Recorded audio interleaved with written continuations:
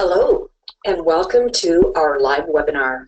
My name is Susan Thibert, and I provide education and home support at OARC. Today, we're going to talk about how to facilitate resident council meetings. Facilitation may be the job of one of the resident leaders of the resident council or a shared job with more than one resident. Facilitation may also be a shared job of residents and the resident council assistant. And in some cases, some resident councils may need the resident council assistant to do most of the facilitation, particularly at the meetings. The model doesn't matter. So for the purposes of this webinar, I will use the word facilitator to cover all models. I would ask you to think back to meetings that you have attended. Were there meetings you enjoyed and felt was a good use of your time? Were there meetings that you attended and you wish maybe perhaps that you hadn't attended them? What were the differences between those two meetings? Chances are that those meetings that you hope you never have to attend again were poorly facilitated. Resident council meetings are no different. Residents will have a difficult time carrying out the work of the resident council if they don't see the meetings are safe places where things get done.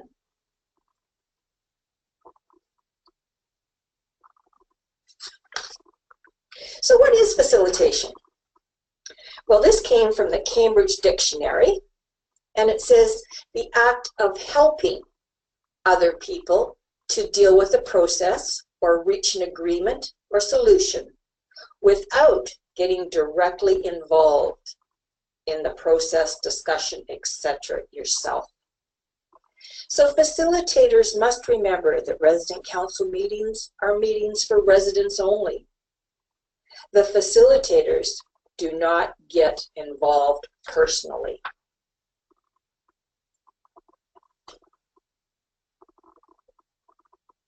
What is the difference between chairing a resident council meeting and facilitating a resident council meeting?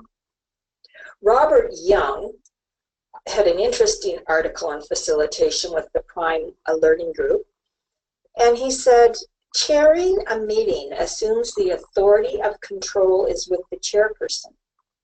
The chairperson drives the agenda that is set out to usually gain consensus to a desired goal or outcome. With regards to facilitating, he said, facilitating, on the other hand, indicates relative informality, with the focus being on communication, problem solving, planning, or leading the group towards decision making. He noted a facilitator never directs the group without its consent. At no time does the facilitator make decisions for the group or take on functions which are the responsibility of the group as a whole. A good facilitator stays neutral, and again, here's this word, helps the members of the meeting be aware that it is their business that's being conducted. The success of the meeting is the mutual responsibility of the whole group. A facilitator needs to be aware of this and always get the group's agreement before using processes or tools. So it's important to remember a facilitator doesn't make decisions for the resident council, but offers suggestions on how to move forward. Facilitators work in such a way that the individuals at the meeting are aware that they are in charge, that it is their business that is being conducted, and that each person has a role to play. The facilitator's responsibility is to set the stage for good and positive exchanges for people, creating an atmosphere of openness.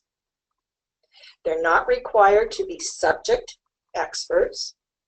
They can assist in directing participants to where they need to go to find the answers, if the answers aren't immediately obvious or attainable at the meeting.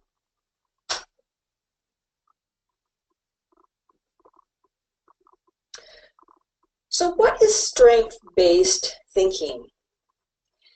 It is recognizing and building on what residents are able to do instead of focusing on what they are unable to do. It is also the realization that residents have untapped abilities that need to be identified and built upon. This change in thinking can be very effective during resident council meetings for everyone concerned. Facilitation of meetings from this way of thinking provides opportunities for many more residents to participate at some level.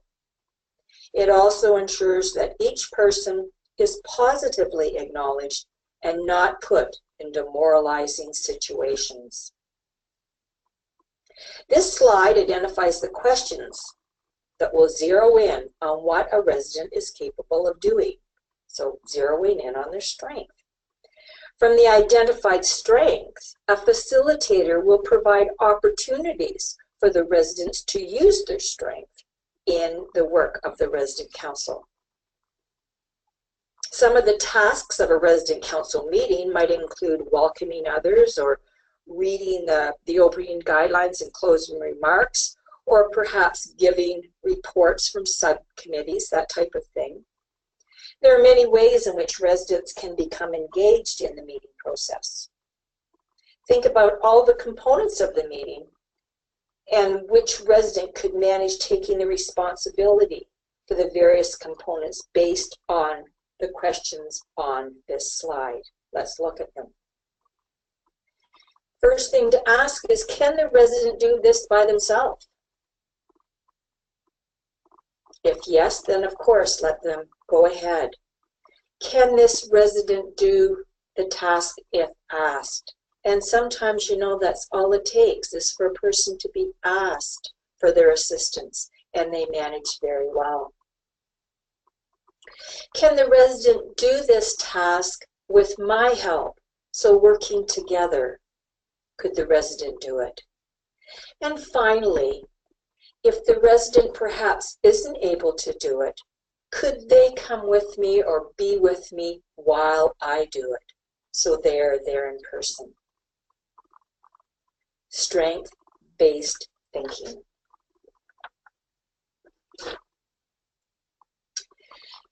So facilitation and the resident council assistant. The role of the facilitator is certainly becoming more the responsibility of the resident council assistant at the resident council meetings. Many more resident councils need help in doing their work. The resident council assistant, as facilitator, needs to have confidence in the group and bring out the best of every member so that the resident council members work effectively together. The resident council assistant will understand the differences between leading the resident council and helping or assisting the council. As already mentioned, using that strength-based approach while facilitating the resident council with any of its work, which of course is more than just the resident council meeting, will provide the opportunity for many more residents to take an active part in the work of resident council. Becoming a group facilitator, and in this case for the resident council, is something that anyone can learn. It is a skill that, if practiced and intentionally encouraged, will grow. The role of facilitator evolves and changes as the resident council changes. Sometimes this happens from meeting to meeting, and even within one meeting, a facilitator may notice that the role ebbs and flows, focusing in on the strengths of the resident. The role of facilitator is active. You are constantly surveying what is happening, paying attention to body language, assisting with how to provide the best opportunity for residents to engage in meaningful conversation.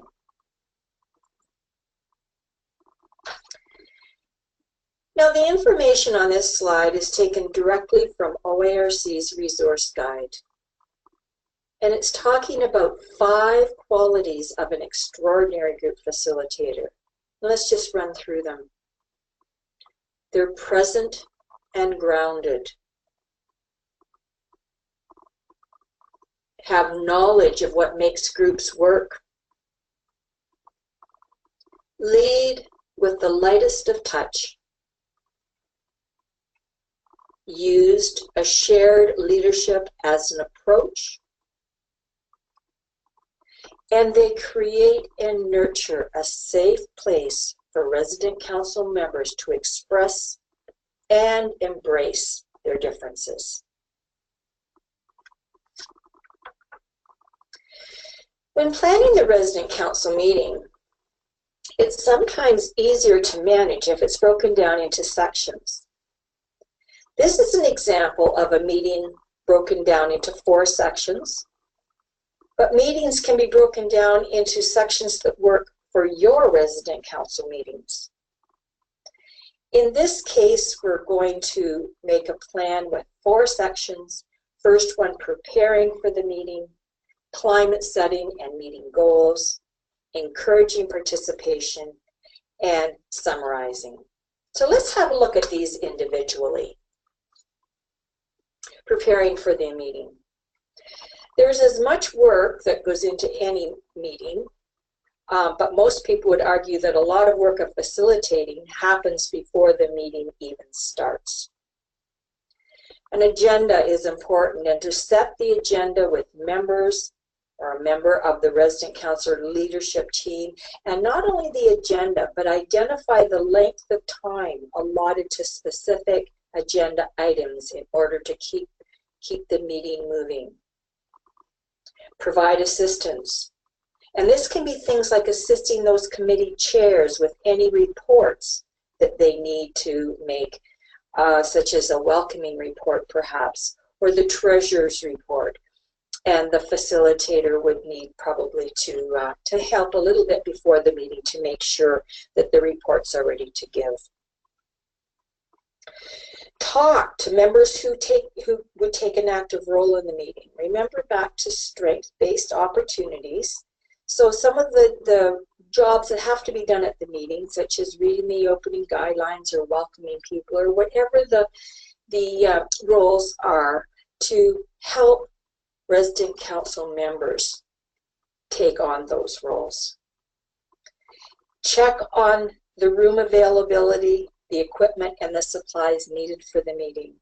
Even if you're using the same space and the same equipment and everything, just make sure, yes, it certainly is available before the meeting ever starts, and that everything you need is there ready for the meeting and all is in good working order. Send a reminder out to staff in the home of the upcoming resident council meeting. And on that information, just the time and the place of the meeting, and ask the staff to remind residents of the same information so that residents know ahead of time about the meeting that is coming up. Consider the room setup, how you're going to set the chairs, how the meeting is arranged. Is it in a circle? Is it in a U shape? Remember, a theater style really doesn't encourage crosstalk and a sense of sharing. Also with seating arrangement, think of how many chairs you need or how many spaces you need, perhaps to accommodate those who are using wheelchairs. Need place for walkers to go. And perhaps also residents need to be close to a sound source. So you might want to think about who can sit close in order for them to hear the meeting well. And when you're thinking about the room setup, consider leaving some space near the entrance and exit so that latecomers may join the meeting without disturbing anyone else. And the last thing on behalf of the residents is perhaps sending a friendly reminder email so that guest speakers remember that, oh yes, they have an appointment at the resident council meeting, they know their time, and the facilitator can rest assured that the guest speaker will be there.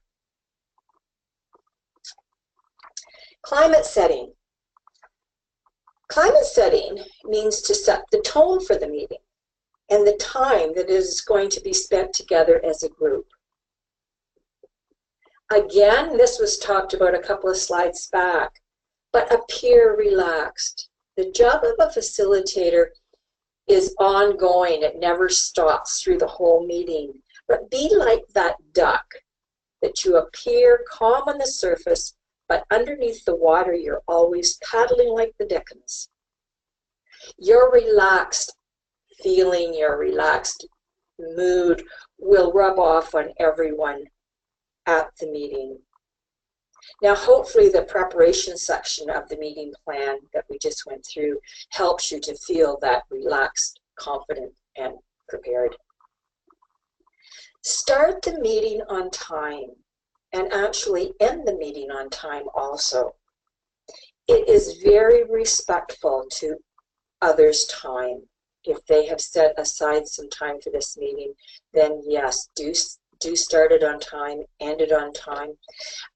Latecomers will also learn that the meeting will not be held for them, and staff will appreciate knowing the end time of the meeting in case they need to provide some assistance to some of the residents who are leaving the meeting. Welcome everyone in attendance and be genuine with that welcome. Make special mention of any first or new time attendees. Take time to explain what the meeting is all about. Do a check-in or introductions. This is a great way to do attendance, is if everyone at the meeting is able just to say their name, who they are, and that way attendance can certainly be taken. Set a tone when climate setting that feels safe and engaging. Share the meeting ground rules to reinforce shared expectations of mutual support.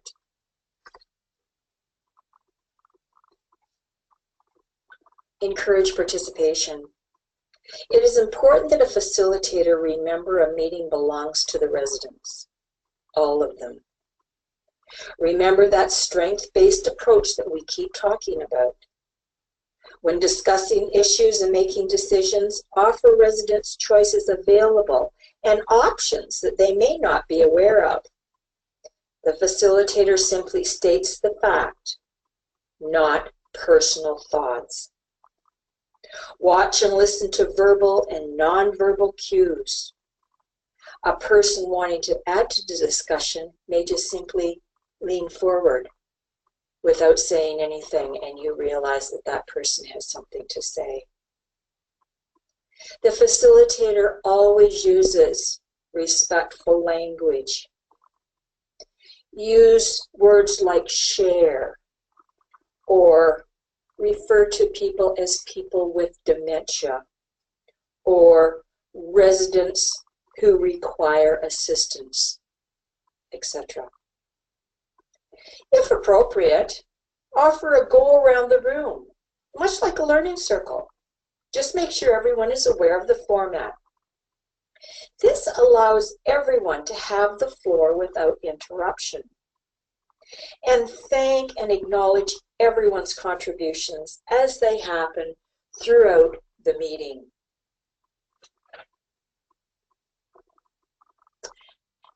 And then the last of our 4 points is summarize. At the end of the meeting, it is just as important as at the beginning. How members feel about the meeting will influence their decision to return to the next one or not. Acknowledge accomplishments of the group. Summarize decisions made.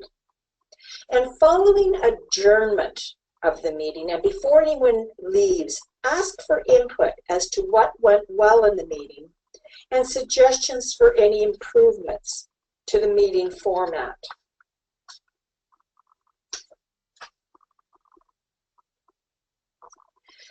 Now, challenging behaviors.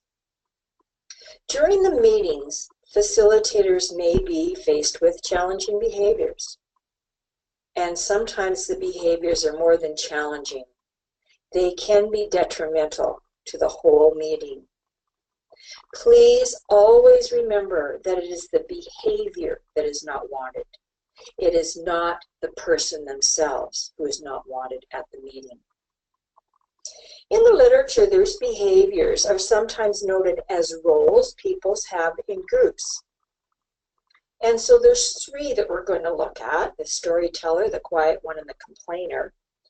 And facilitators are encouraged to learn from past experiences, what worked and what didn't work, things like seating, that kind of thing. Keep that in the back of your mind when you're working with challenging behaviors in the group.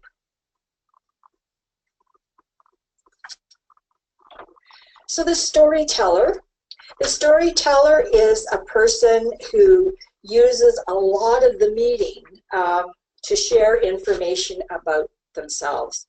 And this can go on for quite some time. What happens? Well, one of the things is that others can't participate when someone else is monopolizing the time. And it often leads to frustration on the part of the other members. The best way for facilitating the storyteller is to acknowledge what they're saying, and then turn away from that person and focus on someone else and ask for their input. And this often will work for the storyteller than to be give the floor up to someone else. The quiet one. Now, the quiet ones, sometimes these are the ones who actually have some wonderful ideas to share, but for whatever reason, their thoughts or ideas aren't heard. They may well not feel that it's a safe environment for them to speak. They're afraid to speak up. They may not feel that they would have the support of other people. But a good facilitator will watch in these people for nonverbal cues. And we mentioned that a little while ago about a person leaning in, or perhaps slowly raising a hand up a little bit, or even making eye contact. A facilitator can also engage the quiet ones by asking questions of them that only require one word, yes or no answers. And that's a good start to draw those quiet ones perhaps into the meeting. The complainer. And the complainer is that person who will find fault with everything. And it's more than a devil's advocate to make you think in a different way. This person just struggles with everything. It can be very, very negative to the whole group. It can certainly alienate others who want things to move forward in a more positive fashion. The complainer generally just wants to be heard. That's simply what they want. They just want to be heard. So a facilitator in this particular case would listen and acknowledge that they have been heard. Not necessarily that the facilitator agrees, but acknowledge that the person has been heard, and then move on with everyone else in the group to more problem solving.